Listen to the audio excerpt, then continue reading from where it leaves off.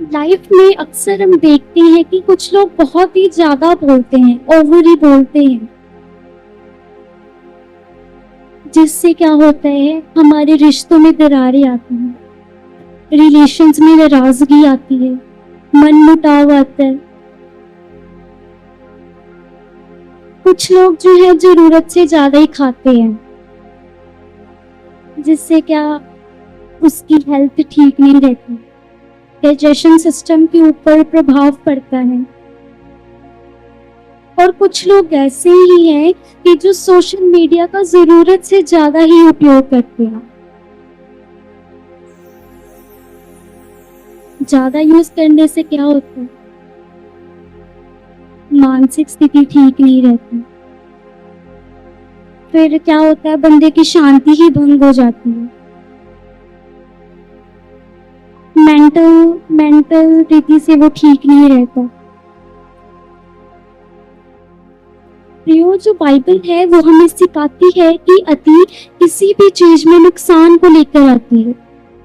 मतलब कि बाइबल हमें कहती है कि अगर कोई भी चीज जरूरत से ज्यादा हो जाए तो वो हमारे लिए एक नुकसानदायक चीज बन जाती है, चाहे फिर वो बोलना हो, चाहे फिर वो खाना हो, चाहे फिर वो सोशल मीडिया का उपयोग हो। आज हम इसी विषय के ऊपर, इसी टॉपिक के ऊपर हम बात करेंगे, कैसे हम संतुलन में रहकर एक खुशहाल और सफलता भरा जीवन जी सकते हैं। Hallelujah, hallelujah. परमेश्वर आप सबको बहुत बहुत आशीष दे। आइए हम बाइबल में एक वचन भी देखते हैं, सबोपदेशक उसका 4 अध्याय उसका 6 वचन, जिसमें लिखा, चैन के समय एक मुट्ठी उन 2 मुट्ठियों से अच्छा है जिनके साथ परिश्रम और मन का गुणना हो। हालेलुया। प्रियो, यहाँ पर एक लाइन लिखी है, चैन के समय एक मुट्ठी। ये जो लाइन है ये हमें दर्शाती है, ये जो लाइन है हमें कहती है कि थोड़ा सा संतोष और थोड़ी सी शांति हमारे जीवन में बहुत इंपॉर्टेंस रखती है, बहुत ही महत्व रखती है।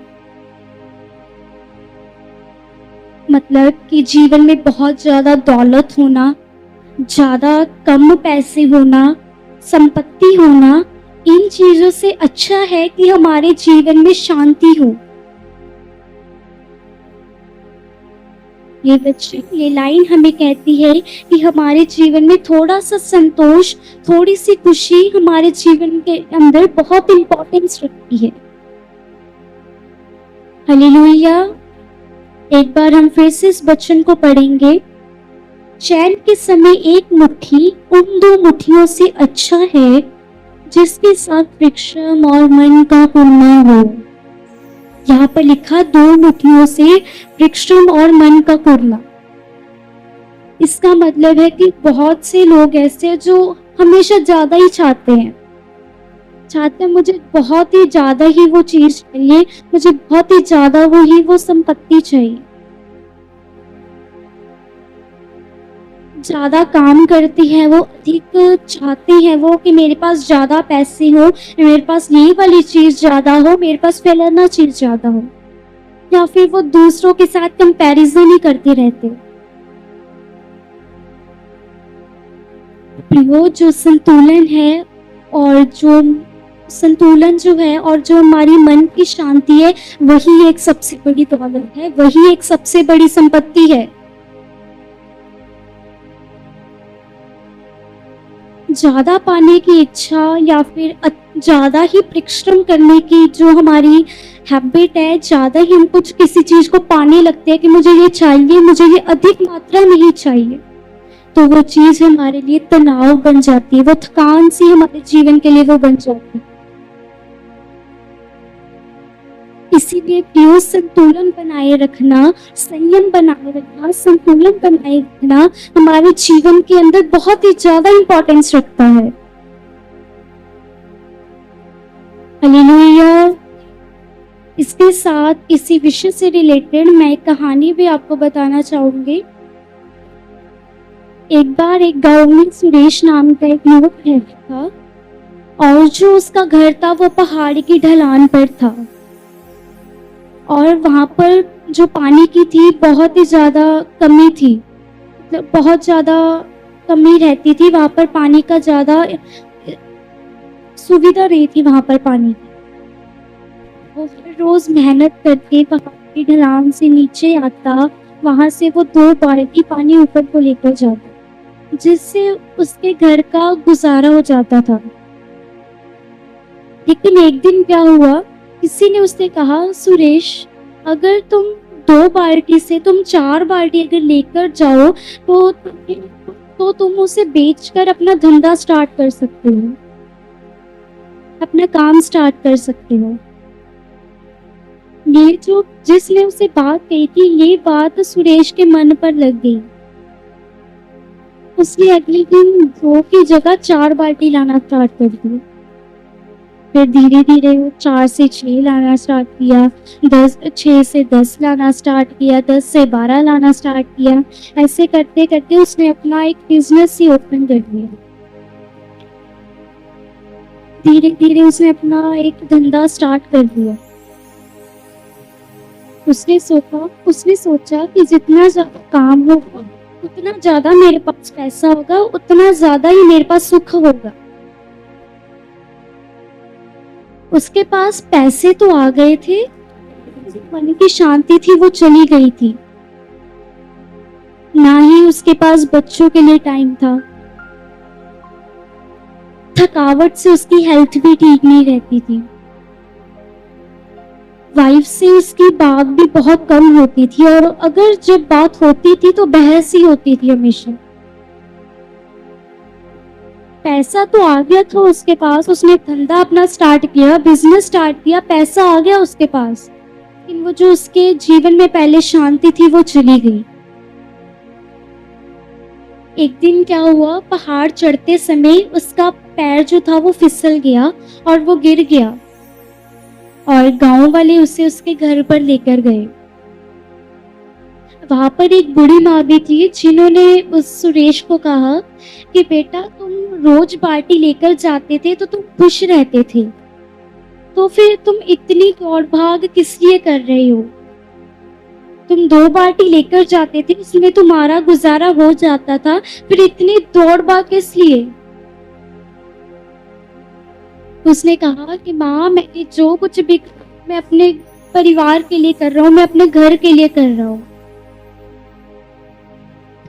जो वो बड़ी माँ थी उन्होंने कहा कि बेटा जो कमाना है वो बुरी बात नहीं है, कमाना जो है वो अच्छी बात है, लेकिन जब वो चीज वो हम कमा रहे हैं वो जरूरत से ज्यादा ही हो जाए तो वो चीज हमारे लिए आशीष नहीं रहती, वो हमारे लिए बरकत नहीं रहती। जो हमारा जीवन है वो भी पानी की तरह ही है, अगर सही मात्रा में हो तो जीवन भी सही चलता है, और यदि वही पानी अधिक हो जाए तो वो बाढ़ में बदल जाता है। सुरेश को समझ आ गया और सुरेश ने अब निर्णय लिया, उसने सोचा कि अब मैं फिर से 2 बाल्टी ही लेकर जाऊंगा। उसने अपने जीवन में एक संतुलन को बनाया, एक संयम को बनाया। उसने काम करना नहीं छोड़ा, लेकिन जो काम उसने किया उसको एक बड़े ही संतुलन के साथ किया। 2 बाल्टी ही उसके लिए अच्छी थी, मतलब कि वचन में भी हमने देखा कि वचन में भी हम एक बार फिर से पढ़ेंगे, चैन के समय एक मुट्ठी उन 2 मुट्ठियों से अच्छा है जिनके साथ परिश्रम और मन का कुंदा हो। मतलब कि वो 2 बाल्टी ही उसके लिए अच्छी थी, वो एक मुट्ठी ही उसके लिए अच्छी। हालेलुया। उसने क्या लाया अपने जीवन में? वो अपने जीवन में संतुलन को लेकर आया। जो अच्छा काम भी है, चाहे वो काम अच्छा है, लेकिन जब वो एक लिमिट से बाहर हो जाता है, एक सीमा से बाहर हो जाता है, तो वो हमारे लिए बाद में जाकर समस्या बन जाता है। ज्यादा मेहनत करना हमारे पास से परिवार को छीन लेता है। मतलब कि जब हम ज़्यादा मेहनत करते हैं, हमारे पास अपने परिवार वालों के लिए टाइम नहीं होता, अपने बच्चों के लिए टाइम नहीं होता। जो एक संयम है, जो एक संतुलन है, जो लिमिट है, वही हमारे जीवन को सुंदर बनाती है। इसी विषय से रिलेटेड हम 3 पॉइंट्स को भी देखेंगे। पहला, ज़्यादा बोलने से हमारे जो रिश्ते हैं उसमें तनाव आता है, मिसअंडरस्टैंडिंग्स होती हैं, लड़ाई झगड़ा होता है। इसे भी हम एक कहानी के द्वारा सीखेंगे। एक बार ही संडे था और जो पास्टर जी थे वो 4-5 महिलाओं के साथ बैठकर किसी टॉपिक के ऊपर बात कर रहे थे। उनमें से एक लड़की थी जिसका नाम था काजल। वो जब पास्टर जी बात करते थे ना, तो वो बीच ही में अपनी राय देने लगती थी। वो अपनी बात को बार बार दोहराती थी। किसी में कमी हो तो वो टोकती थी। पास्टर ने कहा कि काजल, सबको मौका दिया जाएगा, तुम जरा ध्यान से सुनो। लेकिन फिर भी वो बीच ही में टोकती रही, अपनी राय ही देती रही जब पास्टर जी बात कर रही थी। और जब वो जो बैठक थी वो गई, जो 4-5 महिलाएं बैठी थी वो चली गई, तो फिर पास्टर जी ने काजल को अकेले में बैठकर समझाया। पास्टर जी ने कहा कि काजल, जो बोलना है वो बुरी बात नहीं है, बोलना, बात करनी अच्छी है, लेकिन जब हम जरूरत से ज्यादा बोलते हैं तो ध्यान भंग हो जाता है। हालेलुया। कुछ लोग भी ऐसे ही करते हैं। पास्टर जी बात कर रहे हो, उन्होंने अपनी बात बीच में अपनी राय देनी ही देनी है। पास्टर जी कोई इंपॉर्टेंट बात कर रहे हो, किसी 4-5 जानों के साथ बैठकर वो किसी टॉपिक के ऊपर बात कर रहे हो, किसी ना किसी ने बीच में अपनी राय देनी ही है, अपनी बात बीच में घुसेड़नी ही है। पास्टर जी जब बोलती हैं तो उन्हें बोलने दीजिए। वो बोलने के बाद समय देते हैं आपको अपनी राय देने के लिए। लेकिन कुछ लोग क्या करती हैं, बीच ही में टांग अड़ाते, अपनी राय देनी ही देनी है। यदि ये आपकी आदत है तो अपनी आदत को चेंज कीजिए। ये आदत अगर आपसे नहीं छूट रही, परमेश्वर के सामने आइए,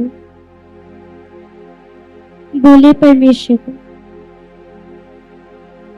बोले परमेश्वर को, परमेश्वर मेरे से ये नहीं हो रहा है, आप मेरी मदद और सहायता करो। परमेश्वर करेंगे आपकी मदद और सहायता, परमेश्वर जरूर आपकी हेल्प करेंगे। परमेश्वर से मांगो बुद्धि को, मूर्खता मत कीजिए।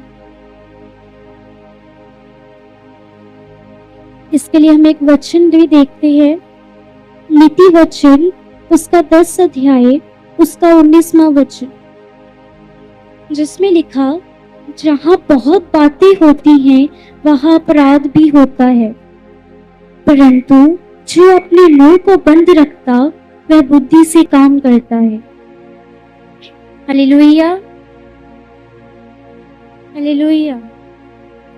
यहाँ पर लिखा, जहां बहुत बातें होती हैं वहां अपराध भी होता है। कुछ लोगों का काम ही है, जब पास्टर जी बात कर रहे हो बीच में बोलना ही बोलना है। मूर्खता मत करो, मूर्खों की तरह ना चलो, सीमा में रहो, संतुलन में रहिए।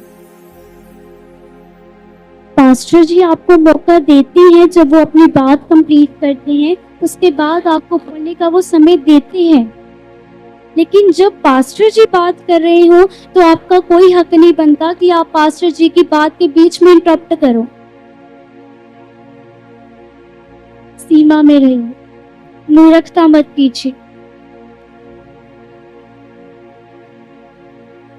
एक एक बार फिर से वचन को देखते हैं। यहाँ पर लिखा, जहाँ बहुत बातें होती हैं वहाँ अपराध भी होता है, परंतु जो अपने मुंह को बंद रखता है वह बुद्धि से काम करता है।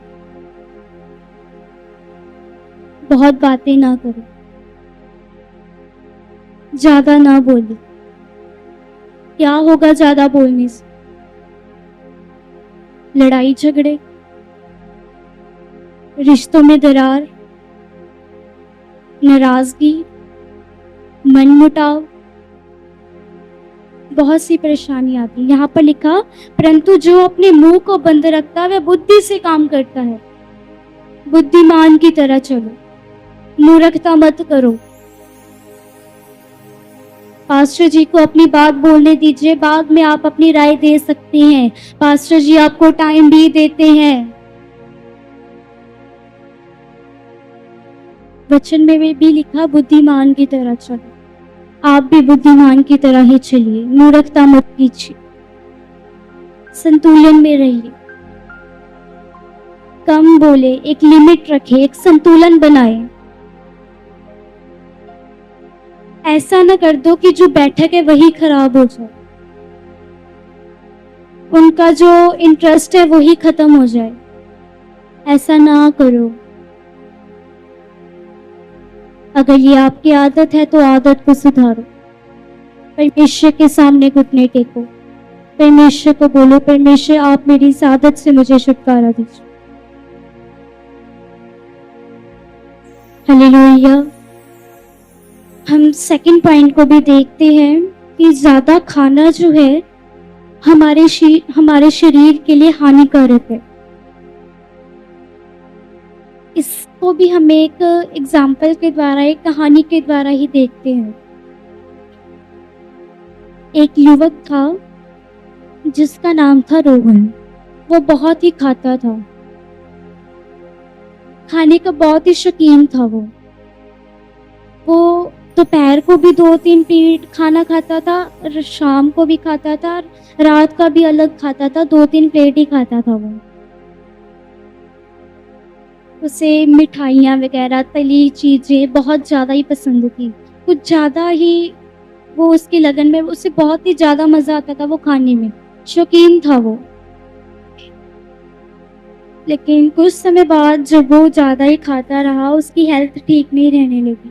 उससे लगा कि उसका पेट भारी सा रहने लगा है, और वो अगर थोड़ी सी भी मेहनत करता है तो उसका जो शरीर है वो थक जाता है। उसने डॉक्टर से कंसल्ट किया। वो डॉक्टर के पास गया तो डॉक्टर ने कहा कि तुम खा तो अच्छा रहे हो, लेकिन तुम ज्यादा खा रहे हो, जिससे तुम्हारे डाइजेशन सिस्टम के ऊपर असर होता है, प्रभाव पड़ता है। जैसे तुम्हें बहुत सी बीमारियां लग सकती है, डायबिटीज लग सकती है, मोटापा हो सकता है, बहुत सी बीमारियां लग सकती हैं। बाद में जो रोहन था, उसने अपने जीवन में सुधार को लेकर आया। वो उसने खाया, लेकिन उसने लिमिट में खाया। वचन को भी हम एक देखते हैं, नीति वचन उसका 25th चैप्टर, उसकी 16th वर्स, जिसमें लिखा, क्या तूने मधु पाया? जो जितना तेरे लिए ठीक हो उतना ही खाना, ऐसा ना हो कि अधिक खाकर उसे उगल दे। हालेलुया। यहाँ पर लिखा, जो जितना तेरे लिए ठीक हो उतना ही खाना, ऐसा ना हो कि अधिक खाकर उसे उगल दे। हालेलुया। जो रोहन था, उसने भी बाद में अपने जीवन के अंदर सुधार लाया। ज्यादा मत खाइए, ये आपको जीवन के ऊपर प्रभाव डाल सकता है। लिमिट में रहकर खाइए, मूर्खता मत कीजिए, एक लिमिट में रहकर खाइए। ऐसा ना हो कि अधिक खाकर उसे उगल दे। ये वचन में लिखा, ऐसा ना हो कि अधिक खाकर उसे उगल दे। एक सीमा में रहिए, एक लिमिट में रहिए, एक संतुलन में रहकर चलिए। ऐसा अपना भूखापन ना दिखाए बीच। लिमिट, संतुलन। हालेलुया। हमने 2 पॉइंट को देखा। ज़्यादा बोलना हमारे जो रिश्ते हैं, रिलेशंस हैं, उसमें वो परेशानी को लेकर आता है, लड़ाई झगड़े को लेकर आता है। सेकंड पॉइंट हमने देखा कि ज़्यादा खाना हमारे स्वास्थ्य के लिए हानिकारक। अब हम तीसरे पॉइंट की ओर चलते हैं, ज़्यादा सोशल मीडिया का उपयोग करना। इसको भी हम एक एग्जाम्पल के द्वारा ही देखते हैं, कहानी के द्वारा हम इसको भी सीखेंगे। एक बार एक रिया नाम की एक लड़की थी, उसे सोशल मीडिया पर एक्टिव रहना उसे बहुत पसंद था। वो व्हाट्सएप के ऊपर, फेसबुक के ऊपर, इंस्टाग्राम के ऊपर दिन के बहुत घंटे वो फ़ोन के ऊपर ही व्यतीत करती थी, सोशल मीडिया के ऊपर ही वो हमेशा एक्टिव ही रहती थी। वो पहले तो वो कम थी, लेकिन उसे बाद में फ़ोन की आदत लग गई। फ़ोन की लत उसे लगी, उसकी आदत उसे हो गई। जब भी कोई नोटिफिकेशन आती, वो अपना खाना वगैरह, अपने परिवार वगैरह को सब कुछ छोड़कर वो फ़ोन ही भी देखने लग जाती थी। इतना वो फ़ोन में इतना वो टाइम स्पेंड करती थी, उसके लिए, फैमिली के लिए उसके पास टाइम नहीं था। एक दिन क्या हुआ, जो रिया के दोस्त थे, फ्रेंड्स थे, उन्होंने उसे कहा कि लगता है कि तुम सोशल मीडिया पे इतना उलझ गई हो कि तुम्हारा जो लाइफ का आनंद है वो खो रहा है। जब उसके फ्रेंड्स ने उसे समझाया कि ज़्यादा तू अगर सोशल मीडिया का उपयोग करेगी तो तेरे जीवन का आनंद है वो चला जाएगा। बाद में जो रिया थी, उसने निर्णय लिया कि वो फ़ोन चलाएगी, लेकिन अपनी ज़रूरत के हिसाब से चलाएगी। जब उसे ज़रूरत होगी तब ही वो फ़ोन चलाएगी।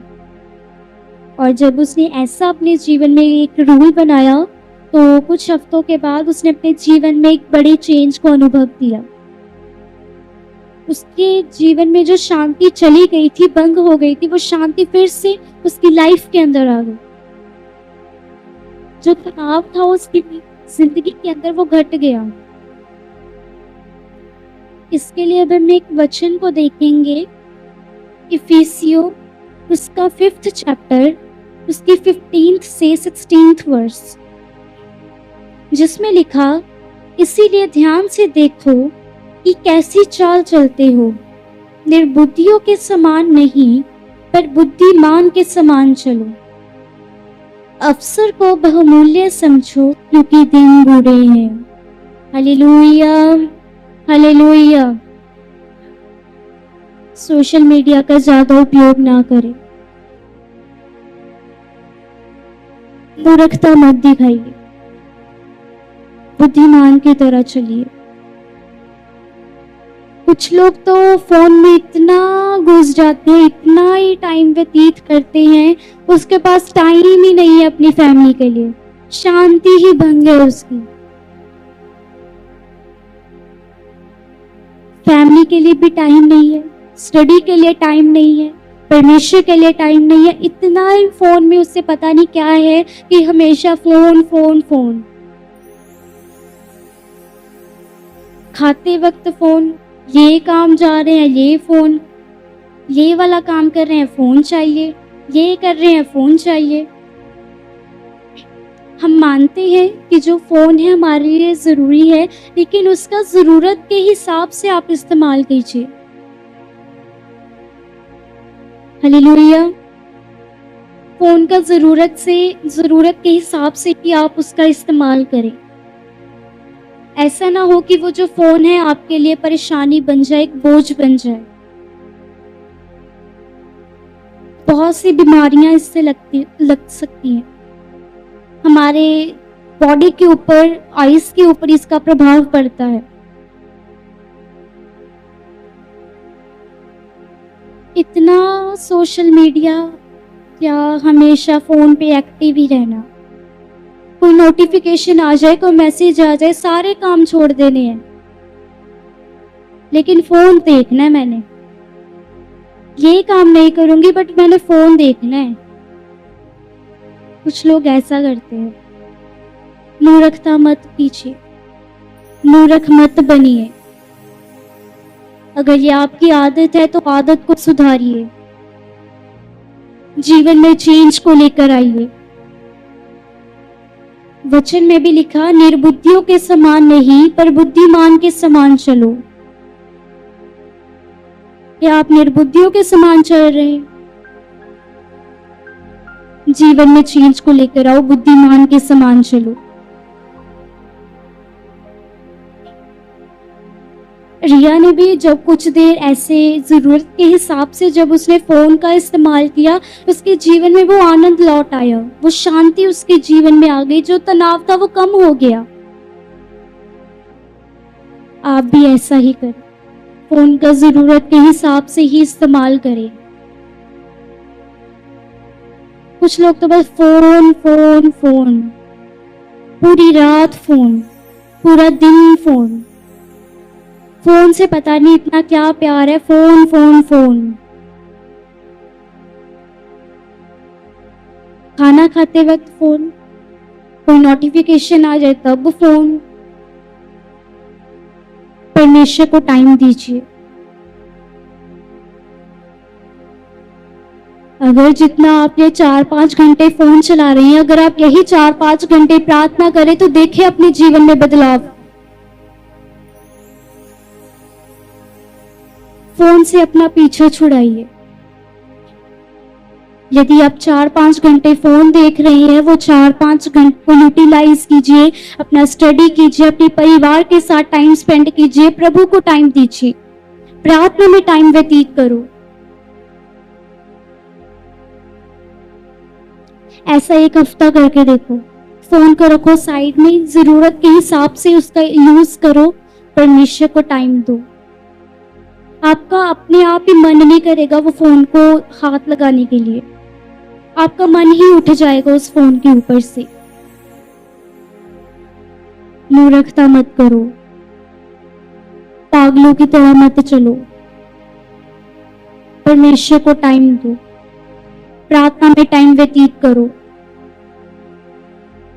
आराधना में टाइम व्यतीत करो, वचन पढ़ो, प्रार्थना करो।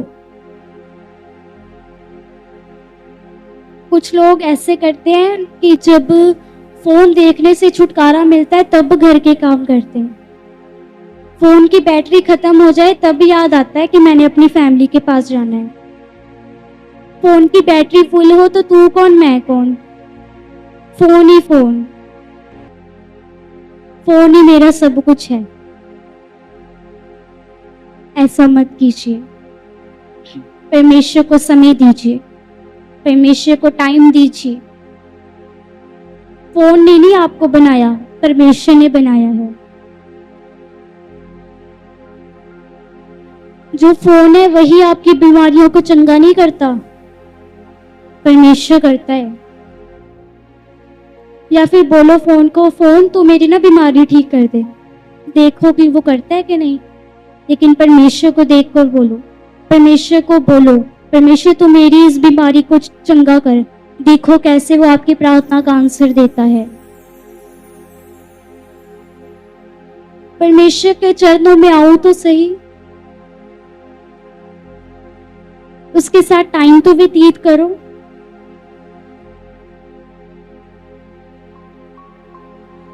वचन में टाइम स्पेंड करो।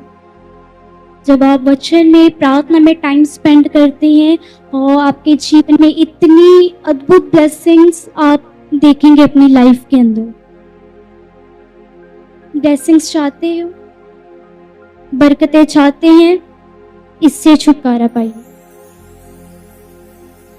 इसको बोलो कि परमेश्वर ही मेरा सब कुछ है, तू मेरा कुछ नहीं लगता, परमेश्वर ही मेरा सब कुछ है।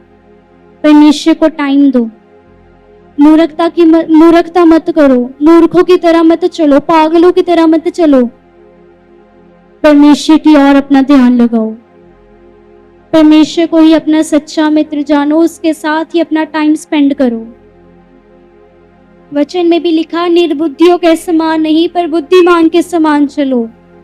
आप भी बुद्धिमान के समान चलिए। Hallelujah, hallelujah. इन मैं और भी कुछ पॉइंट्स बोल सकती हूँ, लेकिन आज सिर्फ हम 3 ही पॉइंट्स के ऊपर हम ध्यान देंगे। पहला क्या था? ज्यादा बोलना हमारे जीवन में परेशानी को लेकर आता है। नंबर 2, ज्यादा खाना हमारे स्वास्थ्य के लिए हानिकारक है।